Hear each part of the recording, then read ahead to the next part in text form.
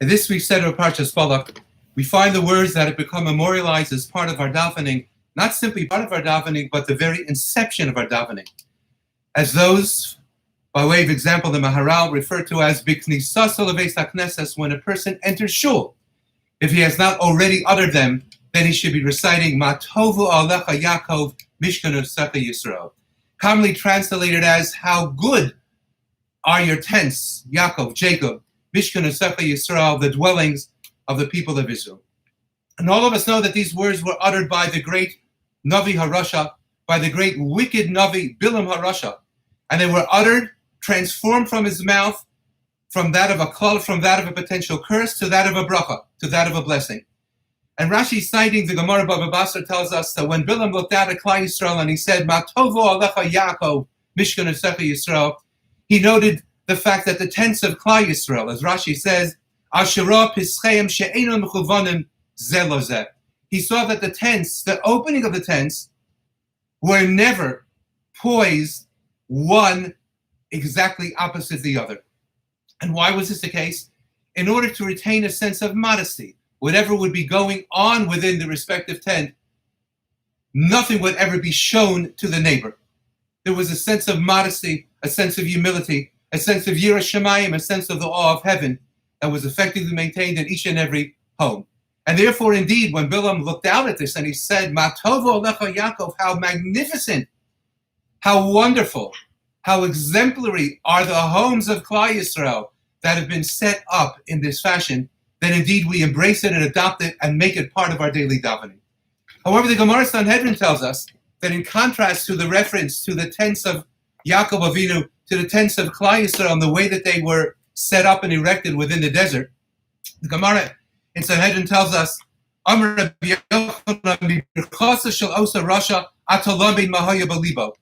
the blessing that we were given in the Sedra of Balak, coming out of the mouth of Bilam Harasha, we can really note what in fact he really had in mind insofar as cursing the people of Israel. And the Gemara explains that really he was looking at Klal Yisrael, and indeed he wanted to wish away from them the presence of the Shekhinah on the Batei Knesios or Batei Medrash, on the Batei Knesios, the shuls as we commonly refer to them, and the Batei Medrash, the yeshivos as we refer to them. And comes along Rav Moshe Feinstein Zatzal and he says, why indeed did Bilam Harasha wish to write out of the history of Klal Yisrael the presence of shuls and yeshivos? The reason was, explains Rav Moshe, umizenika she'ala lakalam, Bilam wanted to curse Klal Yisrael so that they would never be blessed with the presence of shuls and yeshivos. Why? Because he felt effectively that he could say to them that indeed they would not be necessary. Because after all, because after all, if Klal Yisrael conducts themselves in a fashion that modesty is always retained within their homes, and if modesty and Yiras Shamayim is retained within their homes, then indeed the chinuch, the proper education of the children raised in those homes, would be such that they would never require education from the outside.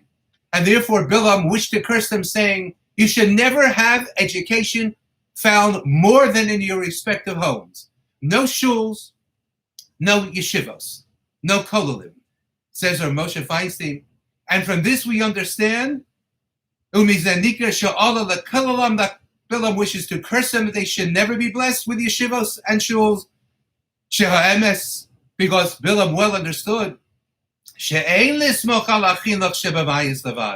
that no matter how wonderful the raising of children are within a particular home, it is really never sufficient. Every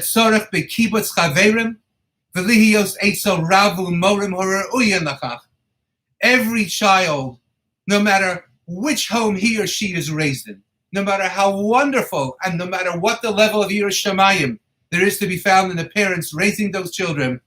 it is never quite sufficient, but rather tzarech b'kibbutz chaverim, there is a need that children raised in the most wonderful of homes, that they be found in yeshivos and in shuls, where there are appropriate rabbonim, appropriate rabbeim, appropriate moros. Because then, says our Moshe, only through the combination of the chinuch, of the education, appropriately disseminated to the children and given over to them by their parents in the home, in combination with that which will be given over to them by their rabbeim and their moros within yeshivos and their rabbanim within shuls, only through that combination, va'az, then says Rav Moshe, ulai yoel, maybe that chinuch will be successful. And we will have to daven so greatly to Hashem Yisparach that the combination of the two will in fact achieve our greatest of dreams. And I thought to myself, the Gemara in Bava Basra tells us, Zochar oso ish latov, how wondrous and how etched into the eternal fame of Klal Yisrael was that individual, Yeshua ben Gamla Shemo. Yeshua ben Gamla was the one who saw that indeed, sheyehu moshivim b'chol plach u'plach u'machlis, set up in every city, b'chol medina b'chol ir v'ir, there should be erected yeshivos, u'machnisen osan keben sheish keben sheva, where the child will be introduced to the teacher, to the rabbi, at the age of 6 or 7, because he well saw that the chinuch being provided at home was not always sufficient, and not every child had a father to teach him, and not every child who had a father was necessarily blessed with a father who was able to teach him. And therefore yeshivos were enacted throughout the greater entity of Klal Yisrael. And who was this Yeshua ben Gamla? He was none other than one of the Kohanim Gedolim during Bayis Sheni, during the time of the Second Temple. He entered the Kodesh HaKadoshim on Yom Kippurim. He entered the Shul of Shuls, the Beis Medrash of Batei Medrash. He entered the place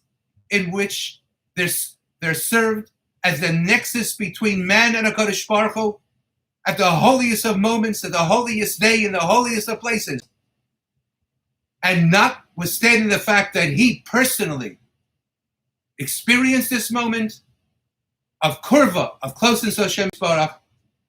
he understood that despite this, and perhaps because of it even, that it was not sufficient.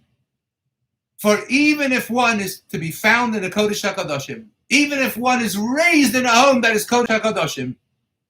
you still need the shuls, and you need the Batei Medrash. And indeed, says Rav Moshe Feinstein, we need a combination of the two, Matovo Lecha Yaakov, referring to the homes of Klal Yisrael in which chinuch need be given over, and to the Batei Knesios and Batei Medrash of Klal Yisrael, in which that chinuch and that education need be supplemented and enhanced. And only then, ulai ze yoel, perhaps if we daven our hearts out as we enter shuls, and we say, Matovu Alecha Yaakov Mishkan Asecha Yisrael, how goodly are thy tents, Yaakov, the tents of our homes, and the tents of our Batei Chinuch, Yeshivos, and Shuls, then we can succeed in giving over the chinuch that we wish to transmit to our children, giving over to them the Torah Kadosha, its laws and its sweetness, its life and its priorities, its goals and its purposes. And all of this we got from Bilam HaRasha. Have a wonderful Shabbos.